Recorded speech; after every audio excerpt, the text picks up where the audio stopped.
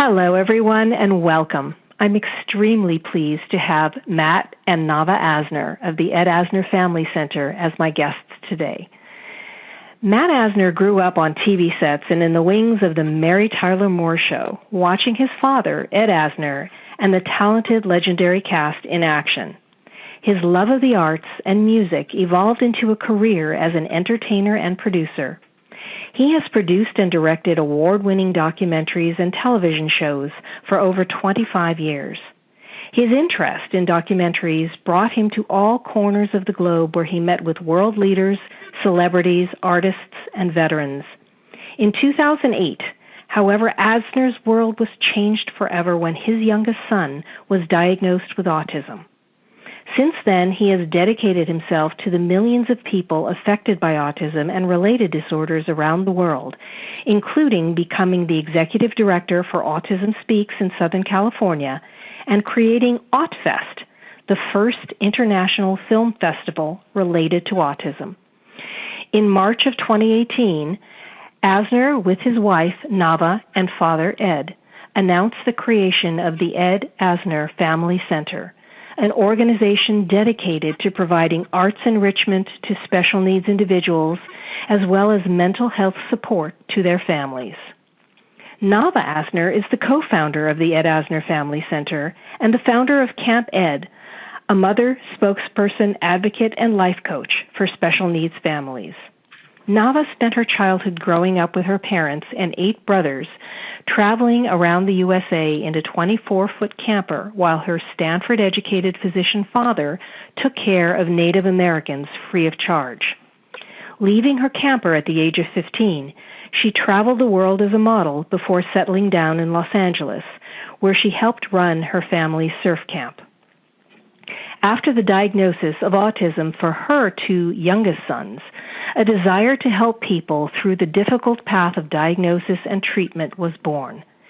In 2014, she created the Balanced Family Conferences, where the explicit goal was to support the foundation of the special needs family, not just the impacted child. Now, at the Ed Asner Family Center, her goal is to provide health, healing, and community support with low or no-cost mental health support and typical sibling support for families in need. Navah continues to be a leader in the community and speaks nationally and internationally about her personal experiences being a wife and mother to a blended family of 6 kids, 3 of whom are on the autism spectrum. Welcome, Matt and Navah, and thank you so much for joining me today to discuss the wonderful resource you've created for those with special needs. Thank you for having us. Thank you so much. Thank you for having us. It's a pleasure to be here. It's an honor to be here. I very much appreciate you saying that. To begin with, could you please describe the philosophy of the Ed Asner Family Center and the population that it is geared to serve? First of all, we wanted to create something, for the longest time we've wanted to create something that we would have loved to have had when we were coming out, into this world that freshly diagnosed. So we wanted to create a place that, that everyone really needs. And we used our own experiences to really build that. So we feel the arts is extremely important in creating a whole person and creating self-confidence in a person. And so we wanted to create a place where the arts was prevalent and important and inclusive. Vocational classes, we feel that's very important because of the unemployment situation and the underemployment situation in the autism and disability community. Navah, really struggled for a long time and needed mental health services. I like the way you describe that. She needed counseling and services. Go ahead. That came out. I know that was a very strange way of describing my need for support. I was going through a bad divorce. By the way, do you see the way men describe women? That they're hysterical, they're crazy, but anyway, I was going through a bad divorce, and I had 4 children, 2 with autism, and I had a terrible anxiety, and my son's diagnosis and his own anxiety just exacerbated my own. But at the time, I'm a single mom. I'm working 3 jobs, and the last thing in the world I could budget was therapy for myself. And I always put myself second, and I find that a lot of my families, the parents, and normally it's the single moms that I'm dealing with, are putting their needs and their personal needs for self-care second. So I wasn't mentally ill, I wasn't falling apart, but I was like so many other moms who are struggling mightily and can't afford mental health and counseling. And when we decided on the center, to me, my goal was that we try to help mend some of these fractured families. And sometimes the mom is the only family that these kids have. And for me, having low and no cost counseling was paramount. Well, I am so glad to hear you say that. I just want to add to that, Navah, that you are definitely preaching to the choir here, because I am also a single mom of 3 children whom I raised by myself from a very young age, my youngest being a son with special needs. So I hear you loud and clear, and yes, we always tend to put ourselves last. And Yep. that is just, it's a huge problem, because let me tell you, if you're not there for yourself, and if you're not functioning, and if you're not able to do what you need to do, how can you be there for your kids? Exactly. It's a big problem. It's terrible. And I use that analogy all the time of when you're on an airplane and they tell you to put your mask on first and then help your children. Absolutely. We never think of ourselves first. And here was an opportunity for us when we're creating organically what we needed so badly. That for me was everything. And I feel, we have these pillars of our center now, and to me, the biggest pillar was the family, and that we're not just supporting the individual, whoever the individual might be in the family with special needs. We're supporting the entirety of the family. And that includes sometimes grandparents who are caregivers, or typical siblings who need, enrichment as much as their special needs sibling. Absolutely, and very often it's quite a challenging dynamic, especially if it is a single parent household, to balance that dynamic between the neurotypical and the neurodiverse children, because the neurodiverse child will often need more attention in certain ways than the neurotypical children, and trying to work that out and achieve that balance, and have the children feel that they're all being given their due and the attention that they're asking for and what they need can be a very, very challenging thing for a parent. Yeah. And, I think that one of the things that I found in my old conferences is a standard support group doesn't work with neurotypical siblings. So we have really tried to replicate some of our most successful enrichments, one being a art therapy class for siblings. And our art director happens to be our eldest child. But she is the eldest, she's the only girl in our family, and she's the eldest with 5 little brothers. So she has 3 autistic brothers. So she's the art director, but she's also a sibling herself.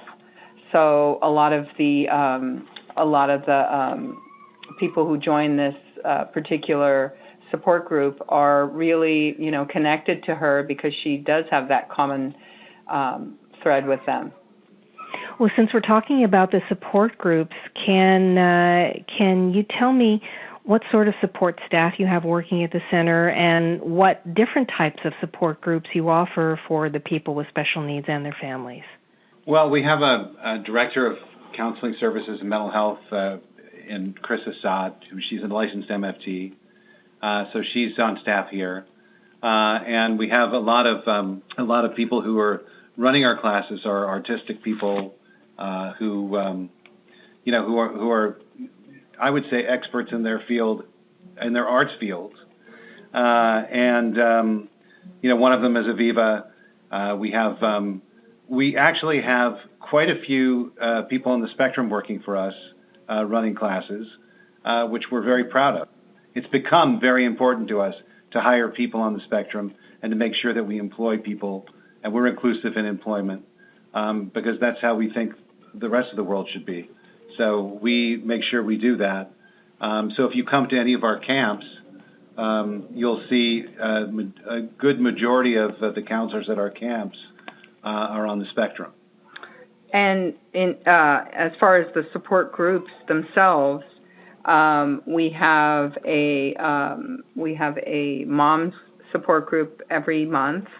Matt has created a dad's poker night every month because similarly to the siblings, the dads don't want to sit around and talk about their feelings, and so Matt's poker night has been very successful in kind of having a bunch of dads get together and really have the support of each other without the structure of a support group that they don't feel comfortable in that kind of environment. Yeah, I think dads need to ease into that kind of situation, and I think when you have something like poker or something else, that's much more natural for them. The social activity you're doing while I agree. That's brilliant. Yeah, so we do that, and then like Navah said, go ahead. We also have an LGBTQIA. They just added that to our support group. And the LGBTQIA support group is also run by our mental health director and one of our employees that is another autistic adult who's also transgender. So we have that support group. We also have a sex and social media coming of age support group for girls. And then we have a coming of age support group for boys as well. I mean, we really wanted to try to get something supportive and, really just trying to get everyone feeling like they have some place to go and some safe place to just be included and find some friends and find some, connections. Well, I understand that the center also offers arts and career advancement programs after school and on the weekends, as well as counseling and mindfulness classes. Can you describe some of those services to me as well? Absolutely. We're open currently 6 days a week. Most of our classes, except for our counseling, most of our classes are after school. So in the afternoon, depending on the day, we have fine art, arts and crafts. We have the world famous Miracle Project. We have adaptive martial arts, which your son knows well. We have yoga for the entire family. We have yoga for kids on another day. We have an amazing music therapist who has the kids do an original, kind of almost like a self-portrait through music once a week. And we have a very successful voiceover class twice a week because it's been so successful. We had to add another class. That's on Sundays and Thursdays. Sundays and Thursdays. We also have a science program that we just debuted on Saturdays. We have the amazing Joanne Laura doing autism movement therapy on Saturdays. Joanne also runs our adult work program called Autism Works Now, which is a job training, job mentoring, and she has the Glorious Pies pie truck. So there's an existing job program within her class. And we have Special Fit, which is our physical fitness program for special needs kids special needs, all ages actually, on Sundays. And Mike Ramirez, who is the creator of Special Fit, also is going to introduce nutritional and well-being classes. We also have an amazing ballroom dance teacher. And the ballroom dance is for the entire family as well. I really wanted to have a few of our classes be the kind of programs where the entire family could come and just have fun. And, sometimes it's dads with their daughters dancing. Sometimes it's grandmothers coming with their grandchildren. So the ballroom dance on Sundays has been a very popular class for us as well. And I'm not even halfway through. I mean, it's just, we have something for everyone. Wow, what a wonderful and incredibly varied roster of classes. That's terrific. Thank you. Also, please talk a little bit about Camp Ed. I think that was your baby, Navah, if I'm not mistaken. Yeah, gosh, it really is. It really is my baby. And, my background is surf camp. So I ran surf camp. I was the director of surf camp for about a decade. My father created it in the 70s. And it was an overnight camp. And so eventually I'd love Camp Ed to become an overnight experience. But we actually debuted the center with Camp Ed last summer. We were using shared and donated space at the time. But to me, it's so, I had such frustrating experiences with my own children and the after-school programs that they offered. I couldn't really afford a private camp. And the ESY program to me was just, like sending them to prison. I just was so unhappy with it. And to me, the idea of having expressive arts and the things that my children love to do in a camp setting was, my dream come true. And so we had a very successful first time out. I had 50% scholarship rate my first year last summer. Now we are having our fourth camp, which is our winter camp coming up in January, early January. And I look forward to having as many scholarships as I possibly can give out.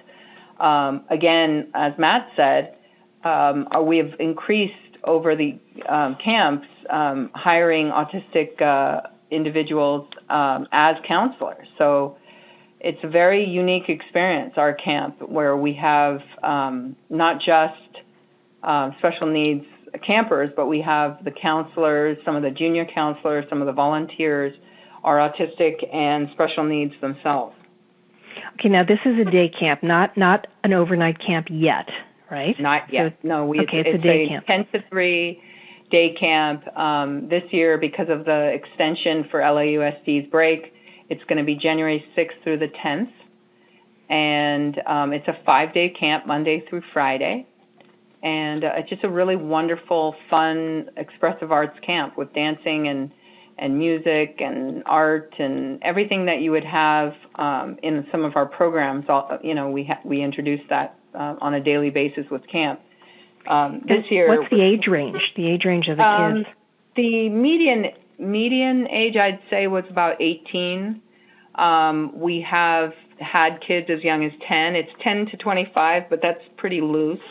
We had a few wonderful students last year who were in their early 30s, and we had one student who was 9. So it's really just based on the ability of each child's family experience. We really go through each family and see if we're the right fit for them, and if a lot of the kids come with their support people, and it's really a wonderful, all-inclusive experience. Okay, and you have camps, you said, at various times throughout the year. Is that correct? Mm-hmm. So this year is our winter camp. We're coming up to our winter camp. We also are going to debut our first spring camp next year. But our summer camp is our biggest camp, and it's an 8-week experience. Okay, now do people have to be in the Los Angeles area to avail themselves of your services? Do you have locations or affiliates elsewhere? That's in the works. We have a plan to kind of start expanding, but we really wanted to root here before we went elsewhere. So we're going to be here for probably a couple of years before we end up expanding. because it's extremely important for us to make this work and get it right. Okay, well, at this point, I'm going to throw the floor over to you guys, and I'm going to ask, is there anything that you would like to add that we haven't covered, and what do you feel is the most important takeaway that our listeners should have from our conversation? I would encourage your listeners to come visit us and just spend some time here, because one of the things that I think we pride ourselves most on is that we're a place where you're going to want to hang out as a family, as for individuals or families. I think just come and take a class, or come and watch a class. Just come and be here. It's a place I think that will resonate with most people, and we're very proud of it. And we're also doing tours. So if you're interested in seeing the center, you can just call our main line and make an appointment to do a tour.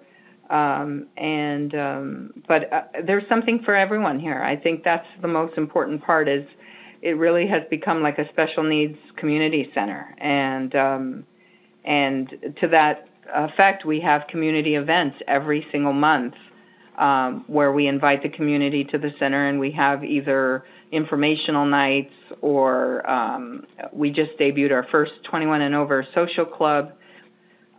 We really do have something for everyone, I think, here, and you just have to see it for yourself. Then what's the best way for our listeners to reach out to you directly if they have questions or if they want to know more? Well, certainly the best way is always to call us or to visit the website. The website is www.edasnerfamilycenter.org. And to call us would be 818-302-0712. So that's edasnerfamilycenter.org or 818-302-0712.